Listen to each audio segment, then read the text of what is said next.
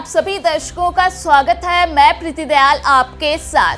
देखिए, वित्तीय वर्ष 2024-25 के अंतिम दिन जितने भी जो अधिकारी हैं राज्य में, उन सभी ने अपने संपत्ति का ब्यौरा दे दिया है। जी हाँ, बता दें कि सुबह से कई वीडियो हमने आपके साथ साझा किया, जिसमें हमने आपको संपत्ति जो अधिकारी हैं उनके संपत्ति के ब्यौरा के बारे में जानकारी दी। बता दें कि अब इस मुद्दे को लेकर के सियासत में हलचल पैदा हो गई है। जी हाँ, बता दें कि इस मुद्दे को लेकर के सत्ता पक्ष और विपक्ष आमने सामने आ गए हैं और वार पलटवार का सिलसिला शुरू हो गया है।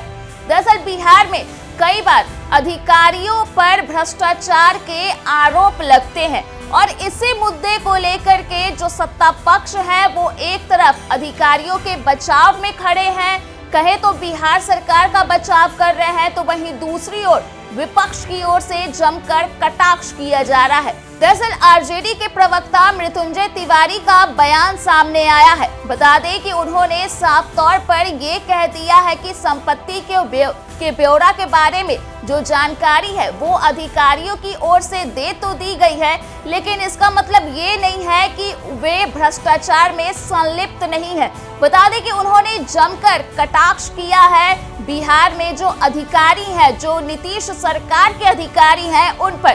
तो क्या कुछ कहते हुए नजर आए हैं आरजेडी के प्रवक्ता मृत्युंजय तिवारी, आप खुद ही उनका पूरा बयान सुन लीजिए। बिहार सरकार के अधिकारियों ने भले ही अपनी संपत्ति की घोषणा सार्वजनिक रूप से कर दी हो, लेकिन इससे भ्रष्टाचार के ऊपर पर्दा नहीं डाला जा सकता है। नीतीश सरकार है, भ्रष्टाचारियों की बहार है। अभी ही कुछ दिन पहले एक विभाग के अधिकारियों के यहाँ कितने रुपये नगद बरामद हुए जग जाहिर है, ईडी का रेड पड़ा था। तो भ्रष्टाचारियों का जिस तरह से बोलबाला है, ये जिम्मेवारी अधिकारियों के ऊपर है, पदाधिकारियों के ऊपर है। तो ये सार्वजनिक कर देने से संपत्ति का मतलब ये नहीं हो जाता कि भ्रष्टाचार कम हो रहे, नहीं हो रहा है। भ्रष्टाचारियों की बहार है। बिहार में डबल इंजन की नीति से सरकार है एनडीए की।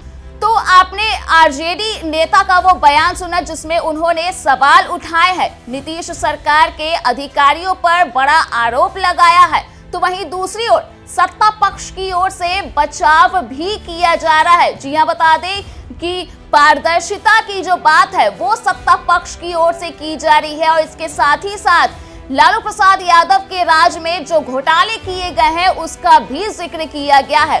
तो क्या कुछ बचाव करते हुए सत्ता पक्ष की ओर से, यानी कि जेडीयू की ओर से राजीव रंजन और बीजेपी की ओर से प्रभाकर मिश्रा ने अपना बयान दिया है। आप उन दोनों नेताओं के बयान भी सुन लीजिए। राज्य के पुलिस अधिकारियों ने अपनी संपत्ति का ब्यौरा सार्वजनिक कर दिया है। बिहार के करिश्माई मुख्यमंत्री नीतीश कुमार जी के कार्यकाल में निष्पक्षता और पारदर्शिता की जो गारंटी है, इस फैसले के साथ एक बार फिर पुख्ता हुआ है और जो अनावश्यक सवालों के गोले दागने वाले विपक्ष के नेताओं को अब ये बात समझ में आ गई होती है कि बिहार और बिहार के ये शानदार 20 वर्ष, यहां विमर्श को भटकाने की कोशिश करने वाले लोगों को समय पर इसका जवाब राज्य सरकार के फैसलों से मिल ही जाता है। बिहार सरकार के अधिकारियों ने अपनी संपत्ति का ब्यौरा देकर सुशासन की पारदर्शिता को स्पष्ट कर दिया है। राजद का वह जमाना गया जब नौकरशाह करोड़ों करोड़ की संपत्ति अर्जित कर खामोश रहते थे, क्योंकि तब की सरकार खुद ही भ्रष्टाचार में आकंठ डूबी थी। जो व्यक्ति पशुओं का करोड़ों का चारा हजम कर जाए, रेलवे में नौकरी देने के एवज में अकूत संपत्ति प्राप्त कर लिए, उसके अधीन काम करने वाले अधिकारी भी यदि भ्रष्टाचार में लिप्त हो तो यह स्वाभाविक बात मानी जाएगी। माननीय तेजस्वी यादव जी आज तक नहीं बता पाए कि जब वे नाबालिग थे तब करोड़ों रुपए की संपत्ति कहां से अर्जित की। जनता जानने को बेताब है। अब बिहार में सुशासन है, सब कुछ जनता के सामने आईने की तरह साफ है। फिर भी कोई अधिकारी भ्रष्टाचार में लिप्त है या पाया जाता है तो उसकी जगह जेल में है, सुशासन का असर दिख रहा है।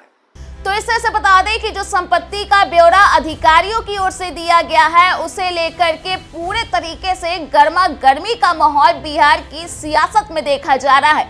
एक और विपक्ष सवाल उठा रही है अब तक, तो वहीं दूसरी ओर सत्ता पक्ष की ओर से बचाव भी किया जा रहा है। ऐसे में देखना होगा कि इस पूरे मुद्दे को लेकर के आगे और किस तरह की प्रतिक्रिया सामने आती है। तो फिलहाल के लिए इस खबर में इतना ही। अगर आपने अभी तक हमारे YouTube चैनल को सब्सक्राइब नहीं किया है तो इसे जल्द सब्सक्राइब कर दें। इसके साथ ही अगर ये वीडियो Facebook के माध्यम से देख रहे हैं तो पेज को लाइक करना ना भूलें।